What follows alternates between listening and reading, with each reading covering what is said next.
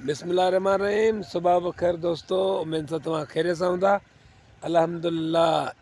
वाक दौरान ही तव्हां ॾिसी सघो था, हीअ जेका बरसाति पई हुई ऐं बरसाति खां पोइ तव्हां ॾिठो त हीउ जेको थो पोयां बैक साइड में मुंहिंजे ॾिसी सघो था, परे परे ताईं जेतिरो कैमरो तव्हां ॾेखारे सघे थो, इहो परे परे ताईं जेको पाणी गॾु थियो। हाणे हिन में छा पियो थिए जो हाणे पाणी निकिरण खां सवाइ नथो निकिरे, टाइम लॻंदो। पर हिन में छा कयो वियो आहे जो सारियाल या सारियूं जो फसल जंहिंखे पाणी जाम खपे, तव्हां ॾिसो त इहो परे ताईं कुझु लॻियूं आहिनि। तव्हांखे ज़ूम करे ॾसियां, तव्हां ॾिसी सघो था त हीअ जेके सारियाल या सारियूं चइजनि, इहे हिननि जेको थो इहो पाणी हुनखे वधीक खपे, सो हिननि जेको थो लॻाए छॾियूं आहिनि पोयां। हाणे पाणी जी बचति थी वई या फसल बि लॻी वियो। त बरसाति में उहो ई चवंदा आहिनि ॿुॾी जा बीणा। सो अल्हम्दुलिल्लाह, सुबुह सुबुह जी पहर में फजर जी नमाज़ खां पोइ निकिरी पवणु, वॉक करणु सिहत लाइ तमामु घणो ज़रूरी आहे। अॼु जी वरी तव्हांखे नई ॻाल्हि ॿुधाईंदो हलां त हीउ मूंसां गॾु काफ़ी ॾींहंनि खां पोइ वरी हमरा अची वियो आहे।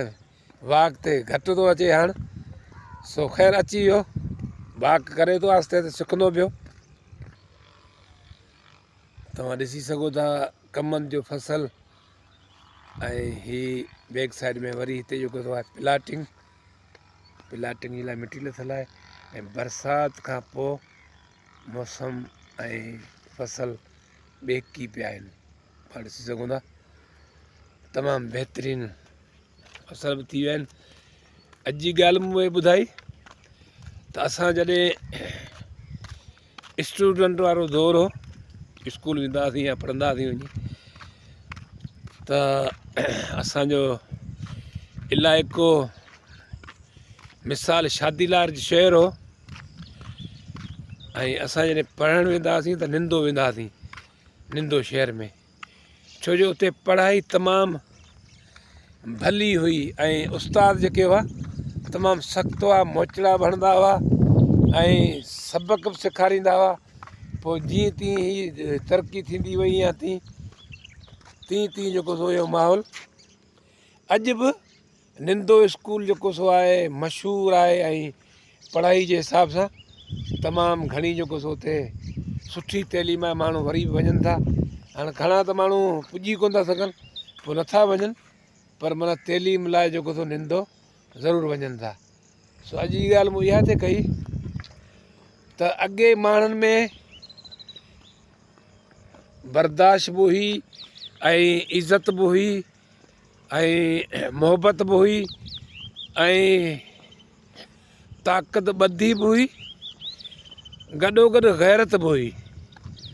सो असां जॾहिं खां मटंदा हुआसीं तॾहिं गाॾियूं लारियूं या इहे घटि हूंदियूं, पर बसूं हूंदियूं हुयूं।